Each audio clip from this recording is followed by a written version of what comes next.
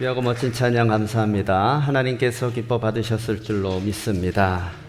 자, 오늘도 예배를 맞이하여 주일을 맞이하여 하나님 앞에 나온 여러분들 가운데 하나님의 크신 사랑과 은혜가 충만하시기를 간절히 축복합니다. 자, 우리 옆 사람과 함께 이렇게 인사 나누시지요. 복음의 은혜로 함께 살아갑시다. 인사 나누십시오.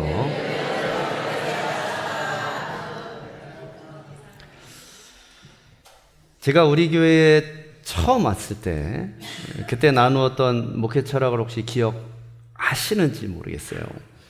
벌써 2년 지났으니까 가물가물할 수도 있어요.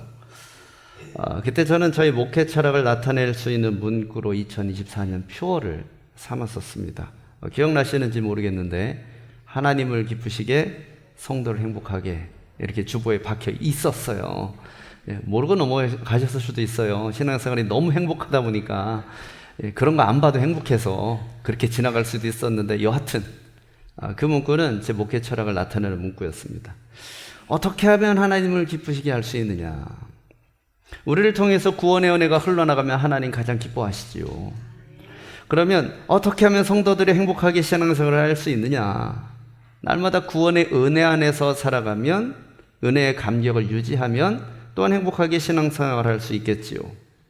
그러면 어떻게 구원의 은혜와 감격이 우리 안에 계속 살아날 수 있겠느냐? 어쨌든 구원의 은혜가 우리를 통해서 흘러나가든 우리 안에서 꽃을 피든 구원의 은혜가 있어야 되는데 그 구원의 은혜가 어떻게 하면 불타오를 수 있겠느냐? 여러분, 그것은 우리가 하는 게 아닙니다. 우리 안에 있는 성령의 능력, 복음의 능력이 우리를 그렇게 만들어 주시는 거예요. 그래서 우리가 할 일은 뭐냐면 그 복음의 은혜와 능력이 그대로 나타날 수 있도록 제한하지 않는 거지요. 환경과 여건이나 이런 것들에 흔들리지 말고 끊임없이 하나님 앞에 나가서 그 은혜들이 불타오를 수 있도록 그냥 내어드리는 것. 우리가 할 수 있는 건 그게 다예요.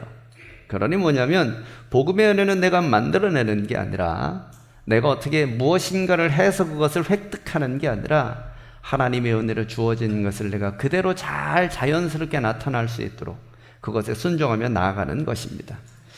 그래서 올 한 해 저는 여러분들과 함께 이 복음의 은혜를 좀 함께 깊게 좀 나누어 보았으면 합니다. 우리는 이미 예수 그리스도를 구주로 믿어서 구원받은 하나님의 백성들이지요.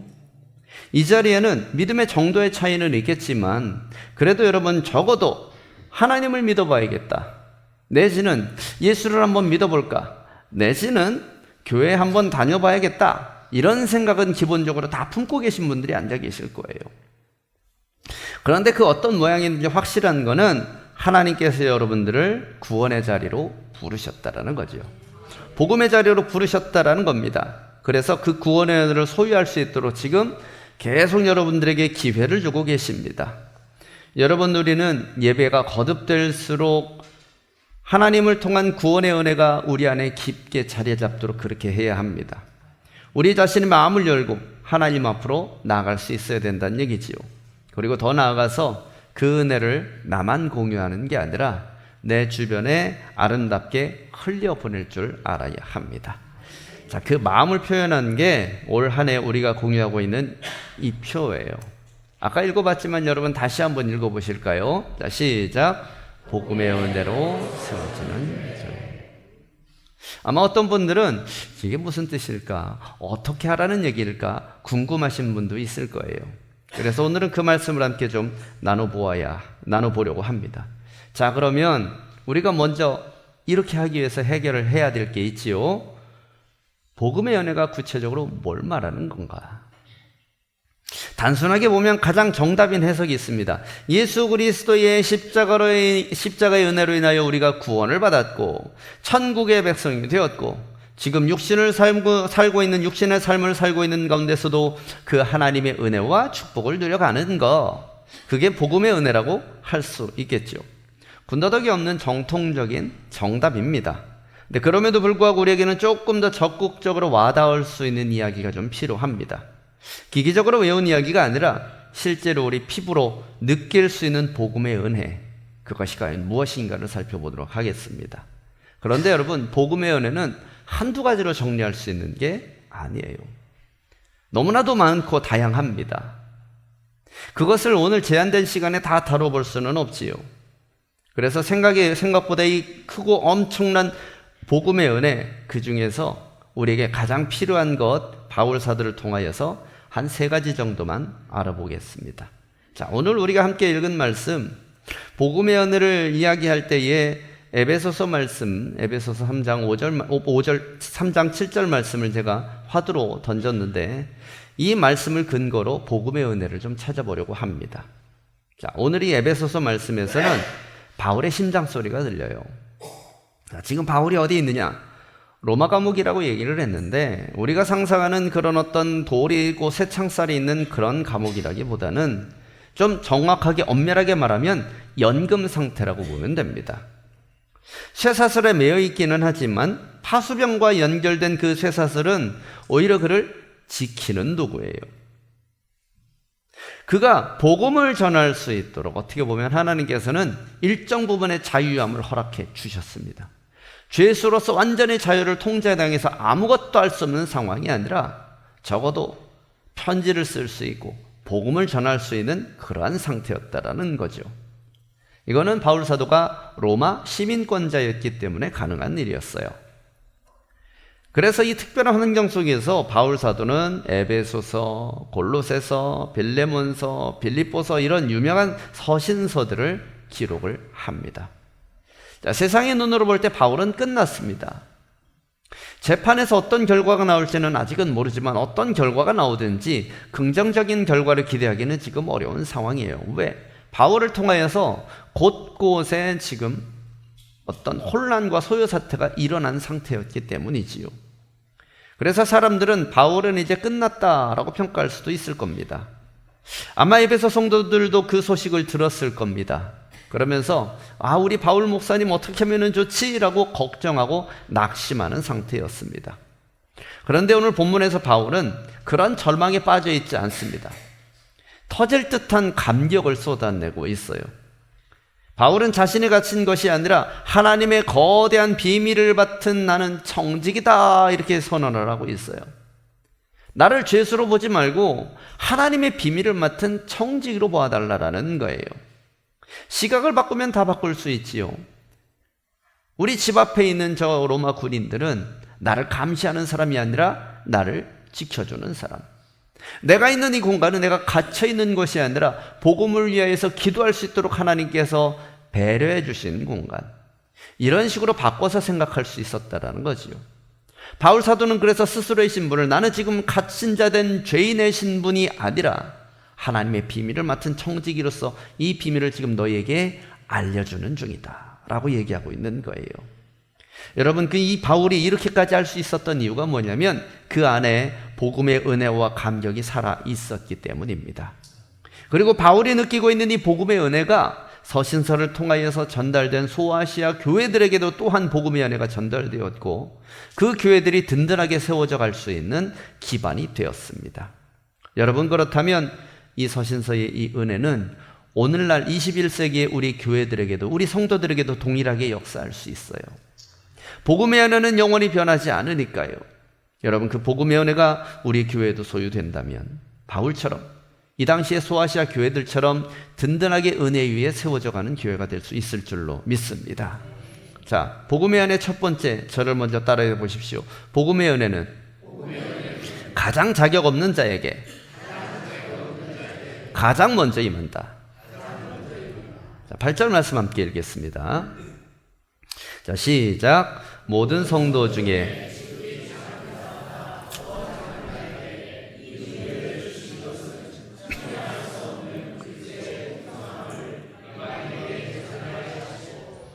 자, 먼저 자기를 어떻게 소개하냐면 바울 사도는 지극히 작은 자보다 더 작은 자 이렇게 소개를 합니다. 우리말 성경에는 좀 굉장히 시적으로 점잖게 번역이 되었는데 헬라 원문을 보면 사실은 겸손의 표현이 아닌 거의 욕설에 가까운 표현이에요. 아무것도 아닌 인간 중에서도 굉장히 아무것도 아닌 인간. 이것도 좀 많이 순화한 표현이에요. 제가 설교기 때문에 어떻게 좀 쌍스러운 소리를 할 수 없어서 스스로를 그렇게 표현을 했다라는 얘기죠. 사실 문법적으로도 맞지 않습니다. 가장 작은 자보다 더 작은 자가 있을 수 있습니까? 가장 작은 자는 그냥 가장 작은 자죠. 그보다 더 작은 자는 있을 수가 없잖아요. 바울은 왜 자기 자신을 이렇게까지 깎아내리고 있느냐? 자괴감도 아닙니다. 겸손함도 아니에요. 이건 뭐냐면 내 스스로는 하나님 앞에서 복음 앞에서 이렇다라는 얘기예요. 여러분, 바울이 여기에서만 그렇게 얘기한 게 아닙니다. 디모데전서 1장 말씀에 보면 나는 죄인 중에 괴수다 이렇게 얘기를 했지요. 바울은 스스로가 복음 앞에서 하나님 앞에서 어떠한 존재인지를 너무나 잘 알고 있는 겁니다. 여러분, 바울이 굳이 이렇게 표현하는 이유가 뭐냐면 은혜의 역사를 발동하는 진짜 출발점이 바로 여기이기 때문이에요. 무슨 얘기냐면 여러분, 우리가 무엇인가를 받는다고 했을 때는 그 사람이 자격을 갖춰야 될 것 같아요. 상을 받으려면 상 받을 짓을 해야겠지요. 보상을 받으려면 보상 받을 짓을 해야겠지요. 어떤 대가를 받으려면 그 대가에 걸맞는 것을 지불하는 사람에게 그 대가가 지불이 되겠지요. 여러분, 그건 너무나 당연한 세상의 이치입니다. 그런데 여러분, 하나님의 은혜는 그렇지 않다라는 거예요. 여러분, 바울이 언제 은혜를 받았는지 한번 생각해 보십시오. 바울이 최초로 은혜를 받았을 때는 그가 믿음이 좋았을 때가 아니에요. 믿음이 막 생겨났을 때도 아닙니다. 믿음이 전혀 없을 때의 은혜를 받았어요. 믿음이 전혀 없는 게 문제가 아니라 믿음이 있는 자들 핍박할 때의 은혜를 받았어요. 여러분, 원래 바울은 교회를 핍박하던 포악자입니다. 그런데 그를 예수님께서 찾아오셨습니다. 부흥에 참석해서 주여 성령의 은혜를 주옵소서 할 때 주님이 만나주신 게 아니에요. 예수 믿는 자들 잡아 죽이려 갈 때 그 길에서 만나셨다는 얘기지요. 여러분, 우리는 은혜를 사모해서 하나님 앞에 엎드려야지만 은혜 받는다고 생각하지만 여러분, 은혜는 우리가 따내는 게 아닙니다. 하나님께서 허락하시고 주시는 거예요. 그러니 여러분, 우리는 은혜 받을 자세를 갖추어야 하지 은혜의 대가를 지불하려고 할 필요가 없다는 얘기지요. 사람들은 그 당시에도 바울을 인정하지 않았어요. 예수 그리스도를 믿는다, 예수 그리스도를 만났음에도 불구하고 사람들은 그를 두려워했습니다. 당연하죠. 그 이전에 그가 했던 행실이 있으니까요. 그런데 하나님은 뭐라고 얘기하냐면 이 사람은 내가 세계 열방을 구원하고자 내가 택한 나의 그릇이다 그러셨어요. 그릇이 될 만한 일을 해서? 여러분, 절대 그렇지 않아요. 능력이 많아서? 여러분, 그것이 아니에요. 그런데 따지고 보면 사실 바울에게만 그렇게 하신 것은 아니지요. 에베소서 1장에서 보면 하나님은 우리 모든 기독교인들, 하나님의 자녀들을 창세전에 그리스도 안에서 우리를 택하시고 자녀 삼으셨다 이렇게 얘기합니다. 아마 4절쯤에 있을 거예요. 우리가 자녀가 된 것이 우리가 자격이 있어서가 아닙니다. 여러분, 이거는 우리가 자격 없음을 고백하는 차원을 넘어서서 하나님이 이미 역사 속에서 내가 모르는 사이에 나를 향한 구원의 계획을 세워 놓으셨다라는 의미가 됩니다. 여러분, 바울도 이 구원 계획에서 예외가 아니었던 거지요. 그리고 바울은 스스로 이 사실을 너무나 감격스럽게 깨우친 겁니다. 자신에게만 일어난 일은 아니에요. 모든 사람에게 다 일어날 수 있는 일입니다. 어떻게 보면 그래서 보편적인 크리스찬의 입장에서 보면 특별하지 않아 보일 수도 있겠지만 여러분, 그럼에도 불구하고 이 복음의 은혜의 진수를 깨우친 바울에게는 이게 너무나 특별한 은혜였던 겁니다. 훌륭한 사도들, 예수님의 제자들이 아직도 활동을 하고 있지 않습니까? 바울보다 더 믿음 좋은 스데반이나 빌립 집사 같은 사람들도 다 있잖아요. 그런데 그들을 핍박했던 자신을 그 이전부터 계획하고 부르셨다니. 여러분, 이런 역설이 어디 있습니까? 열심히 하는 사람들 제껴두고 정말로 막대 먹은 사람들, 망나니 같은 사람을 택해서 부르셨다니. 여러분, 우리의 논리와 이성으로는 가당키 난 일이 아니지요. 할 만한 사람을 세우는 게 인지상정인데 안 될 것 같은 사람을 하나님이 부르셨다라는 거지요. 여러분, 바울이 그 사실을 깨달은 이후에 자기 자신의 모든 것을 하나님 앞에 다 벌레처럼, 헌식자처럼, 걸레처럼 다 내던진 거예요. 그냥 나 쓰세요. 행주로 쓰든 걸레로 쓰든 대걸레로 쓰든 아무 상관없습니다. 주님을 위해서라면 어떤 곳이든 가서 닦겠습니다. 썩어지겠습니다. 깨지겠습니다. 버려지겠습니다. 그렇게 할 수 있었던 거지요. 여러분은 지금까지 살면서 혹시 그런 경험 해보셨는 적이 있는지 모르겠어요. 아니, 나 같은 사람한테 왜 이러시나. 그게 하나님으로부터든 아니면 사람으로부터든 여러분, 그런 느낌 받은 적이 있었는지 모르겠어요. 아니 잘할 사람들 많고 많은데 어떻게 나한테까지 이런 차례가 왔나, 이런 기회가 왔나 싶을 그런 것들. 여러분 그런 마음을 느끼면 그때 여러분 어땠습니까? 겸손할 수밖에 없잖아요. 야, 나한테 이 기회가 왔으니 이 기회를 정말 잘 살리려면 어떻게 합니까? 그 기회 앞에 내가 엎드려야지. 기회가 왔으니 이걸 잡아서 내가 어떻게 해보겠다. 여러분 대부분 넘어집니다. 하지만 그 은혜를 알고 있는 사람은 겸손하게 다가가요. 결국 은혜를 누릴 수 있는 사람은 누구냐면 자신이 가장 자격이 없다라는 것을 빨리 깨닫는 사람이에요. 여러분 나 같은 죄인 살리신 누가 지었는지 혹시 아시는지 모르겠어요. 존 뉴턴이라는 목사님이 지으셨습니다. 그런데 이 존 뉴턴 목사님의 전직이 뭐냐면 노예상인입니다. 당시의 노예상인은 굉장히 큰 부를 쌓을 수 있었어요. 여러분 부정적인 불법적인 방법으로 번 돈은 어떻습니까? 당연히 방탕한 삶을 부르게 되어 있어요.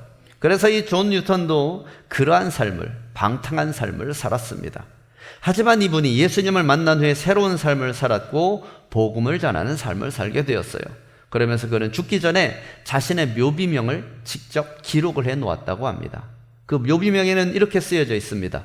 한때 이교도였으며 당자였고 아프리카 노예들의 하인이었던 존 뉴턴, 우리 주 예수 그리스도의 풍성하신 긍휼로 보존되고 용서받고 구원받아 이제는 그가 멸하려 했던 바로 그 믿음을 전파하는 자가 되었다. 사랑하는 성도 여러분, 바울의 고백이 곧 이 뉴턴의 고백입니다. 그리고 오늘 저와 여러분들의 고백이 되어야 할 줄로 믿습니다. 여러분 우리가 교회에서 역할을 맡고 봉사하는 것은 그만큼 능력이 있거나 다른 사람보다 뛰어나서가 결코 아닙니다. 지극히 작은 자보다 더 작은 나를 쓰시기 원하시는 하나님의 파격적인 사랑 덕분에 그게 가능한 거예요.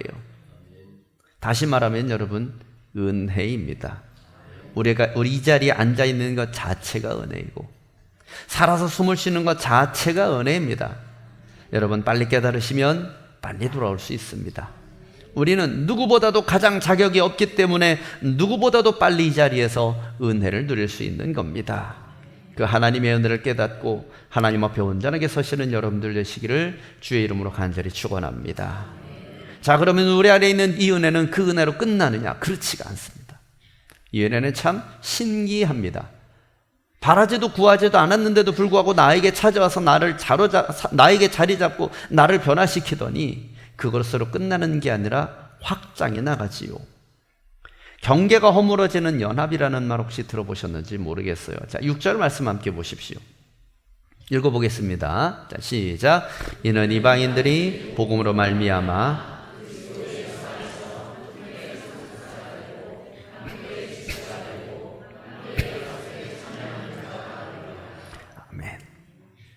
바울은 이방인인 에베소 사람들이 유대인들과 함께 상속자가 되고 함께 지체가 되고 함께 약속에 참여하는 자가 되었다 선포합니다.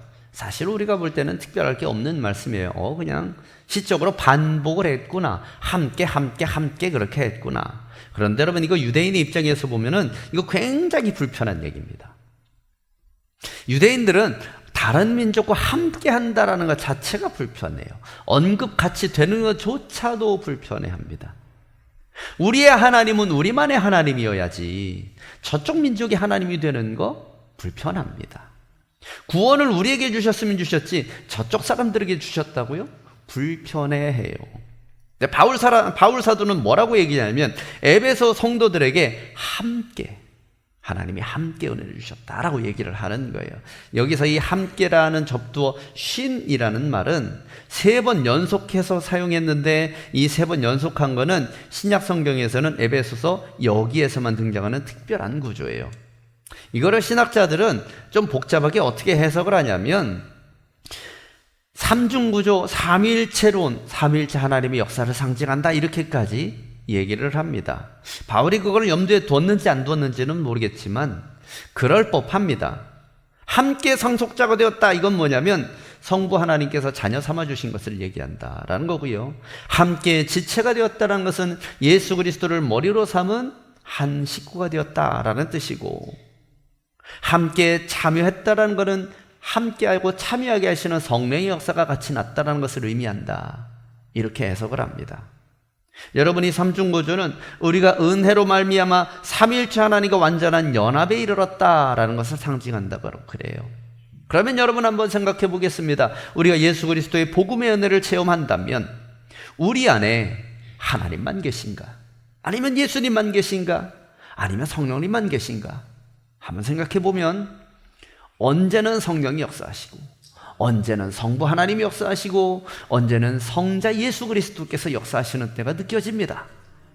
분명히 우리는 복음의 은혜라는 하나의 은혜를 받았는데 세 가지로 나타날 수 있다는 얘기예요. 그런데 보니까 이 은혜는 나만 있는 게 아니라는 거예요. 내 옆에 있는 사람도 가만히 보니 내가 예전에 느꼈던 성령의 은혜가 저 사람에게도 나타나고 있고, 내가 예전에 받았던 성부 하나님의 은혜가 이 사람에게도 보이고, 성자 예수 그리스도의 은혜가 말씀을 들으며 기도하면서 모두에게 다 나타나는 광경도 함께 동의하면서 보게 된다는 얘기지요. 여러분, 당시 에베소 교회 안에는 서로 반목했습니다. 유대인들과 비유대인들이 사이가 좋지 않았어요. 그런데 물과 기름과 같은 그들을 바울 사도는 뭐라고 얘기하냐면 예수 그리스도의 피로 복음의 은혜로 말미암아 이제는 하나다라고 얘기하는 거예요. 너희들 모두 성부 성자 성령 하나님의 하나 되게 하심의 은혜의 역사들을 경험하지 않았느냐? 그러면 뭐가 다르냐라는 거예요.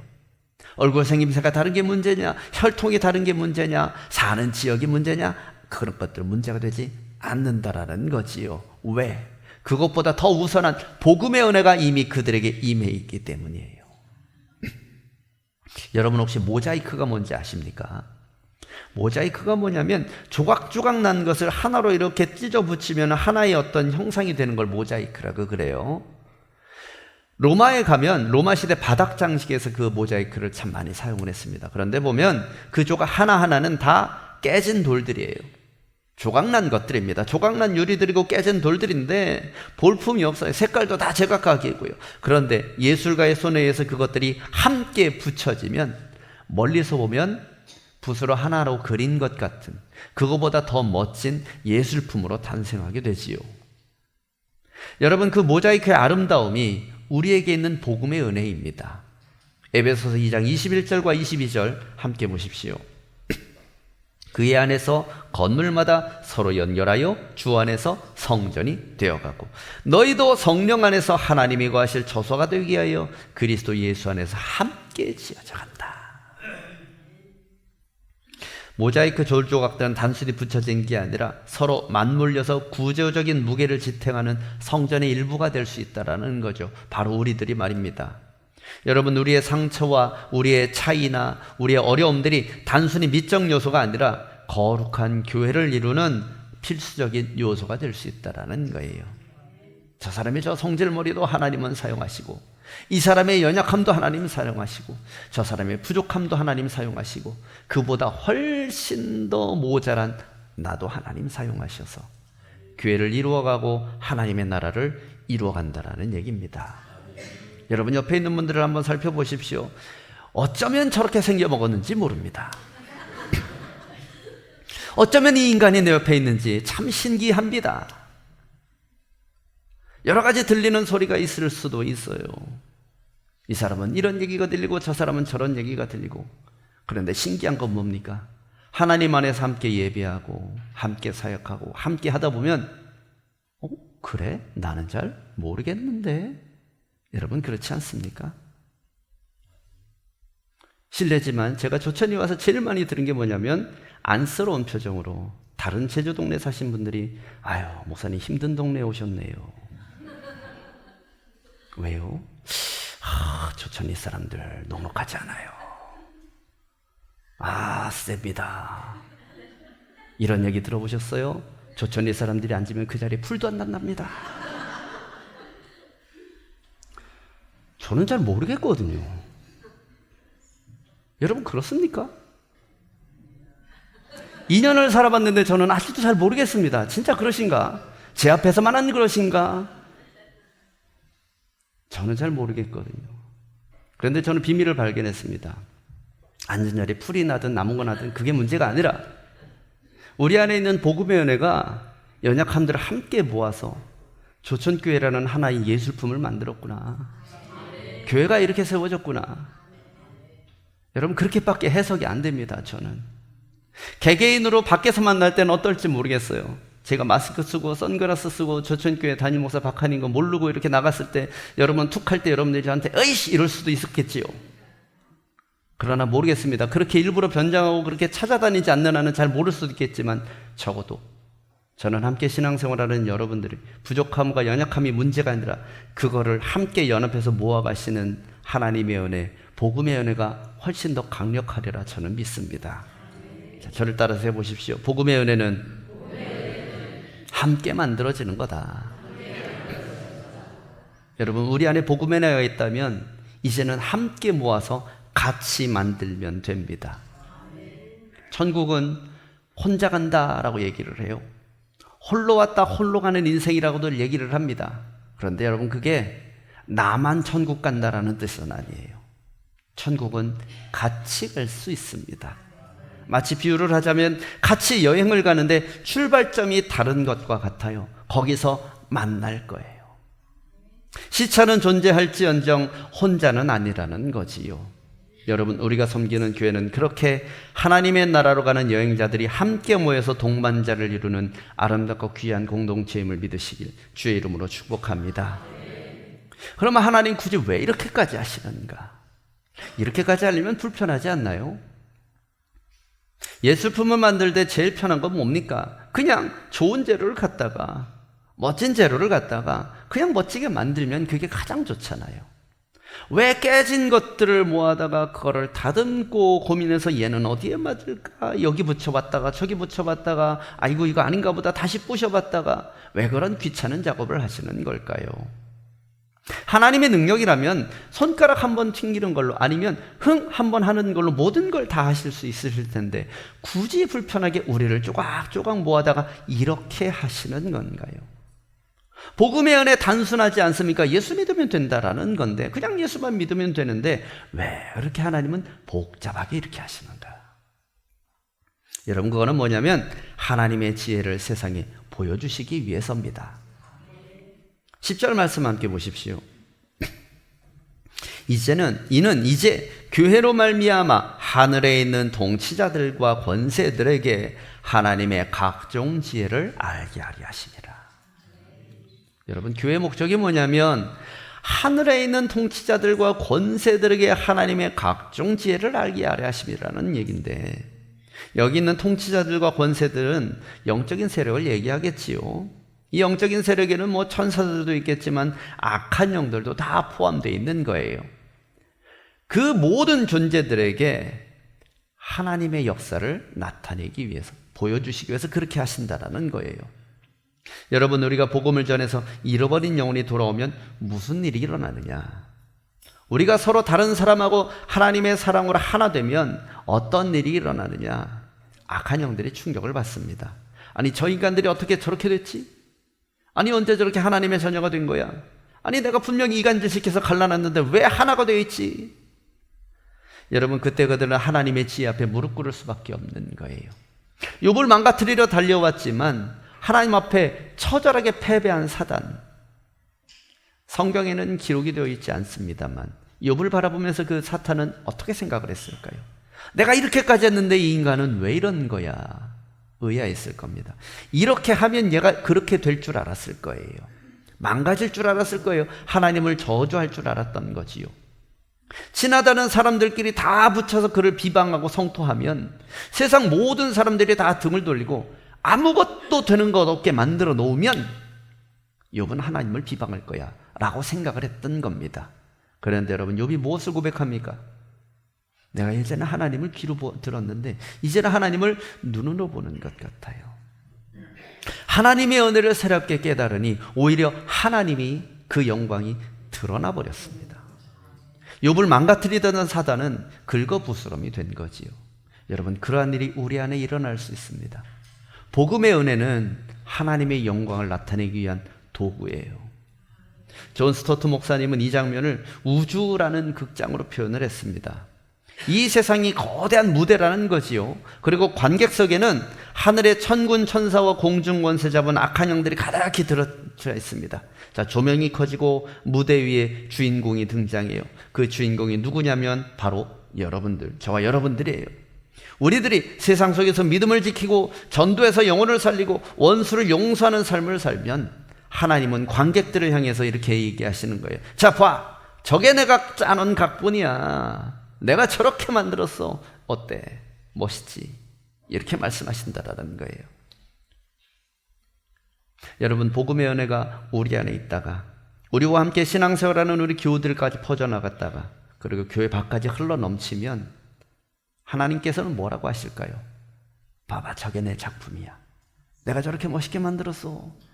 세상을 향해서 그렇게 하나님께서 자랑스러워 하실 거예요.